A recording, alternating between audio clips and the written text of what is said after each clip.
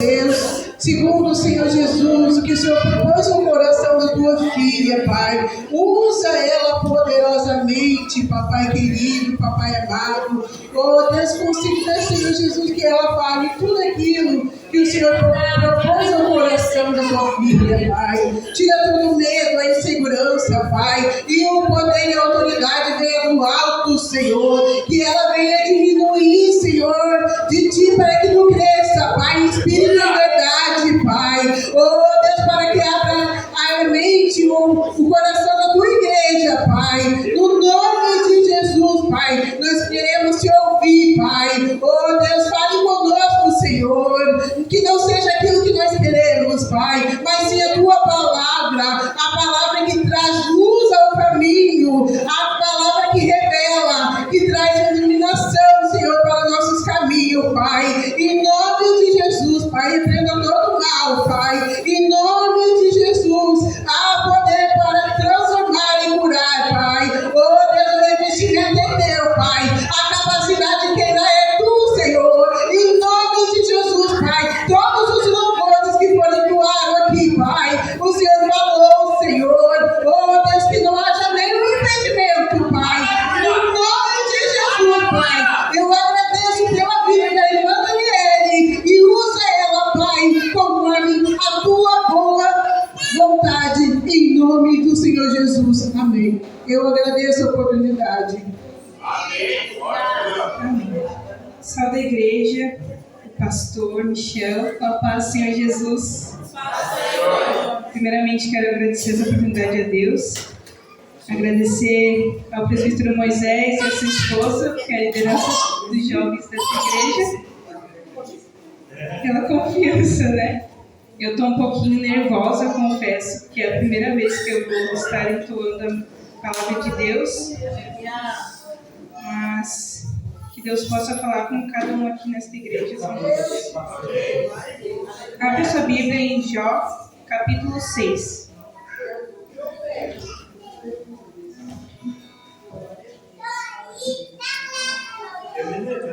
Jó, capítulo 6. Amém? Vou aguardar mais um pouquinho.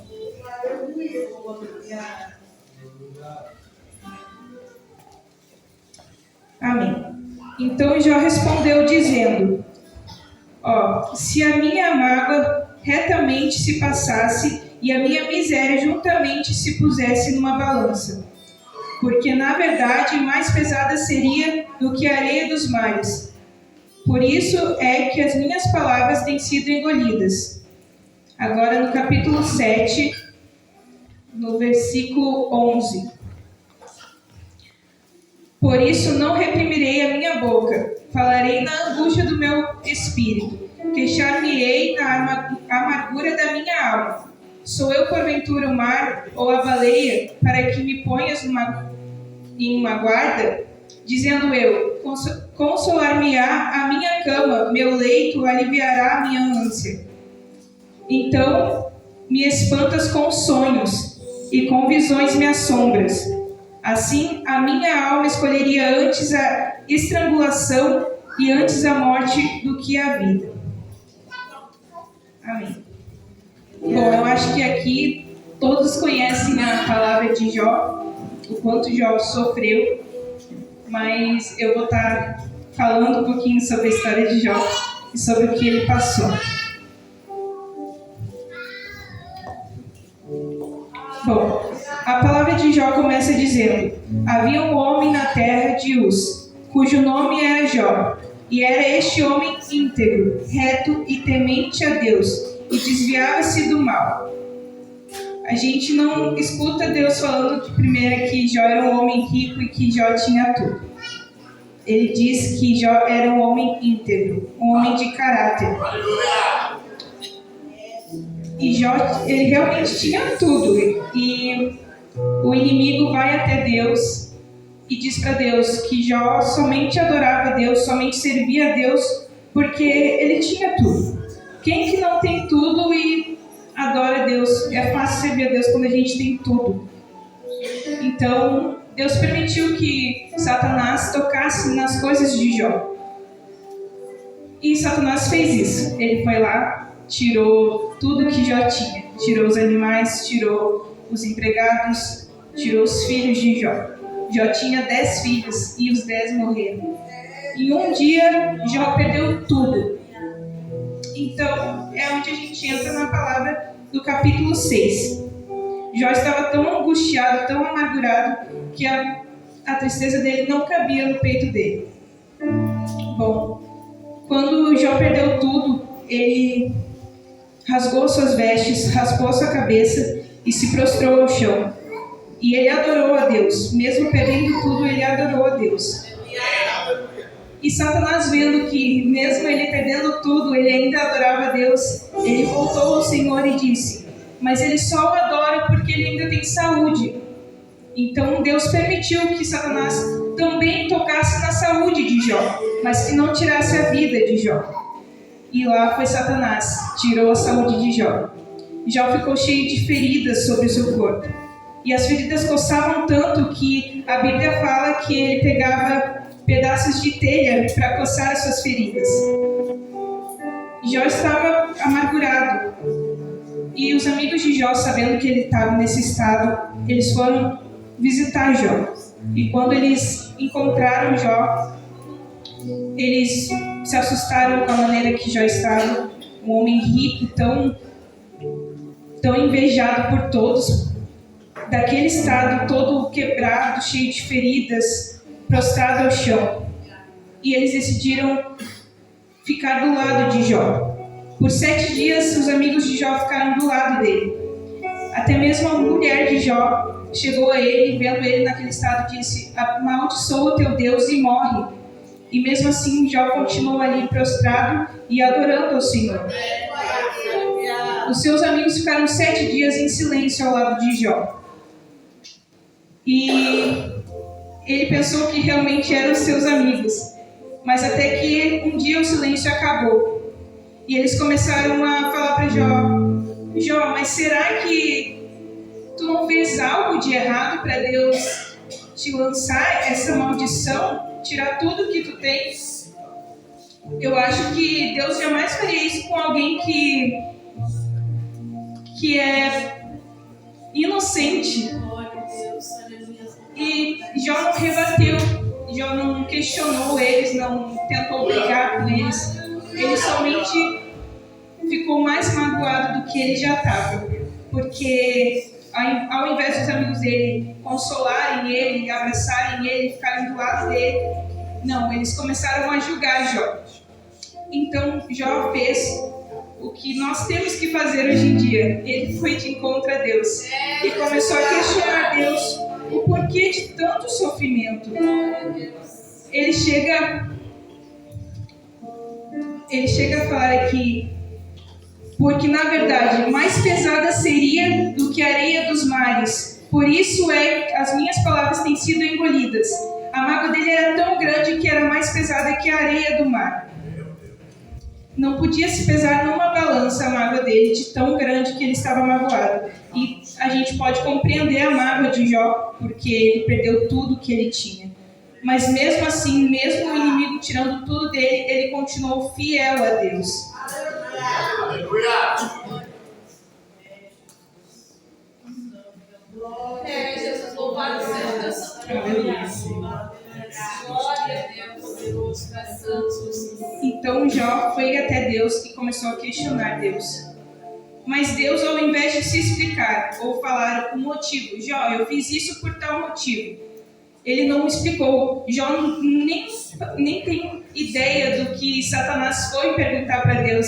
Ele não foi avisado do que Satanás fez. Ele somente foi questionar a Deus e Deus disse assim para ele. No capítulo 38 de Jó, versículo 4, ele diz: onde estavas tu quando eu fundava a terra? Faz-me saber se tens inteligência. Deus não estava envergonhando Jó ou humilhando mais a Jó. Ele só estava mostrando para Jó que: Jó, eu criei os céus e a terra. Eu sou o dono do ouro e sou o dono da prata. Eu sei o que eu faço. Eu tenho um motivo maior do que a tua dor é maior para te enxergar o que eu tenho, o meu propósito. E Deus tinha um propósito maior para Jó. Só que Jó ainda não enxergava. Então Jó entendeu. E no capítulo 42 de Jó, no versículo 5, Jó responde para Deus assim: com o ouvir dos meus ouvidos ouvi, mas agora te veem os meus olhos. Jó começou a não apenas ouvir sobre Deus, ele começou a ver a Deus. Em tudo que ele sofreu, ele começou a ver a mão de Deus em tudo que aconteceu com ele. Eu vou contar um pouquinho do meu testemunho, que eu acredito que a maioria aqui não conhece meu testemunho. Eu sou um pouco emotiva, então eu vou capaz de eu chorar, mas já peço perdão. Eu fui uma criança que a minha mãe foi embora muito cedo.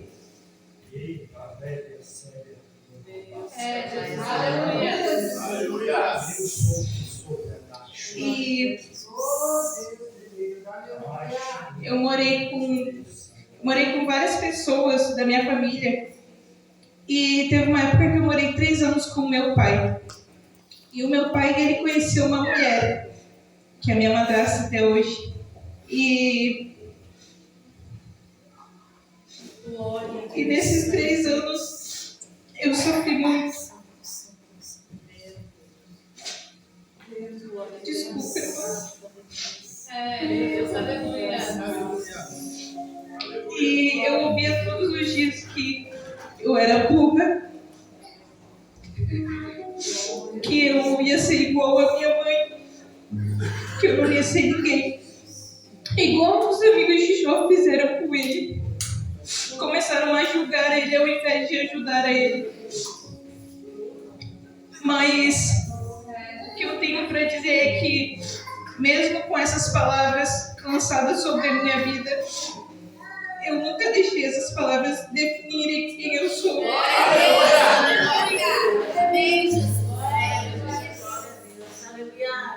Eu lembro que eu não conhecia Deus. Eu era católica. Obrigada, irmão. Eu era católica por conta do meu pai. Eu fiz a crisma e tudo. E eu lembro que na religião católica, eles te ensinam a rezar para os santos, né? Para Santa Maria, para Santo Antônio.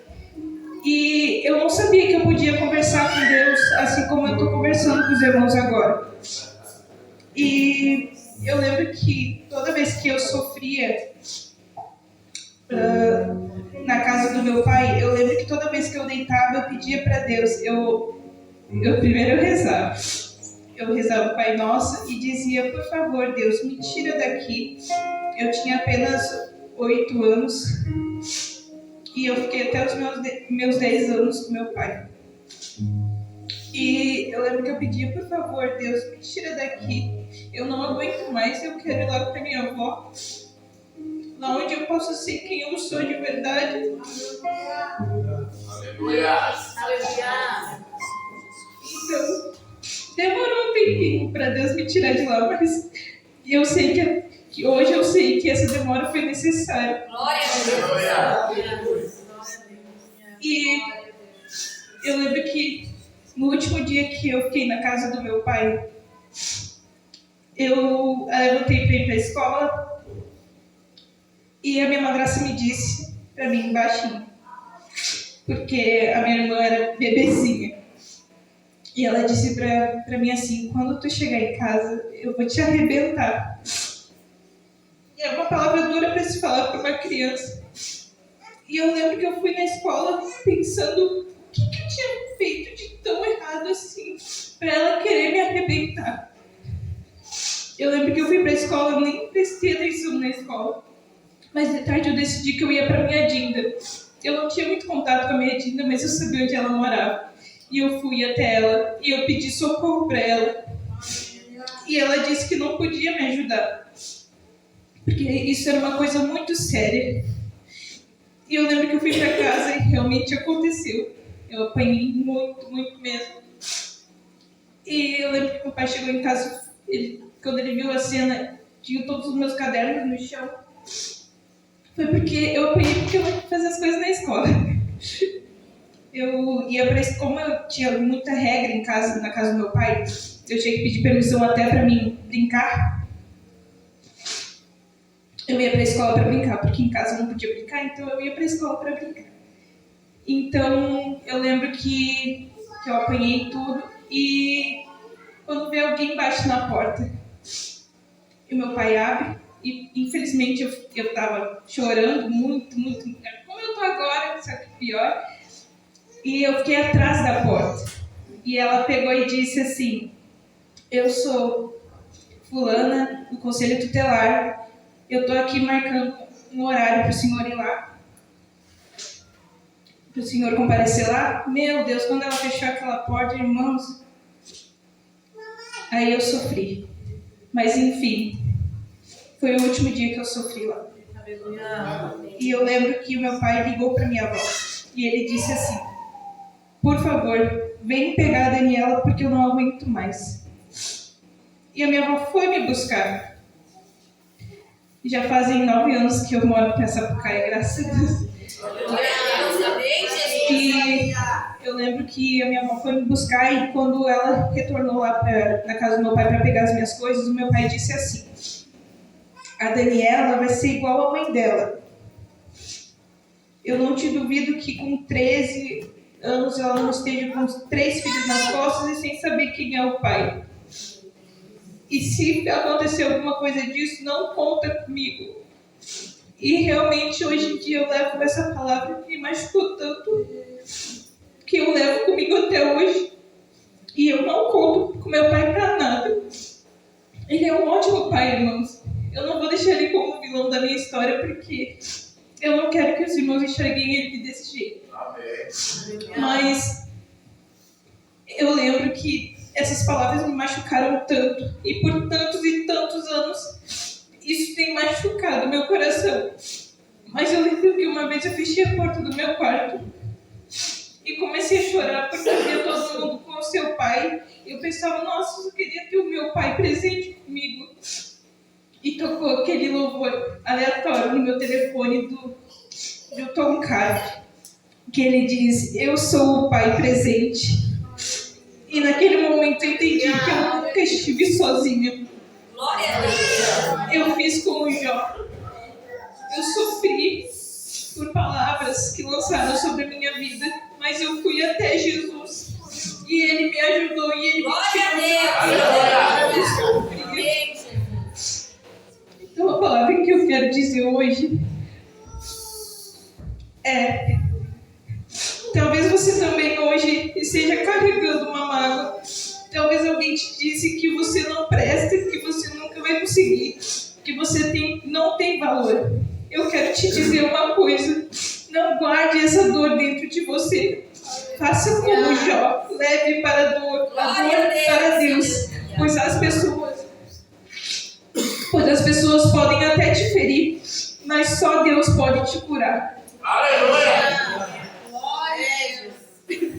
O tema da minha pregação era: o que fazemos com as palavras que nos ferem? Então, antes que você pense, acredite nas palavras que forem lançadas sobre você, pergunta para Deus o que Ele acha. Deus, tal pessoa falou isso de mim, o que o Senhor acha? E Ele vai te mostrar quem realmente você é perante a visão de Deus. Glória a Deus. Eu tenho certeza que tudo que você tiver, toda dor que você estiver carregando, e se você levar para Deus, eu tenho certeza que Deus vai te consolar e vai te ajudar. Por fim, eu quero... talvez não tenha falado tudo que eu planejei em casa, mas eu quero deixar por fim Salmos 27.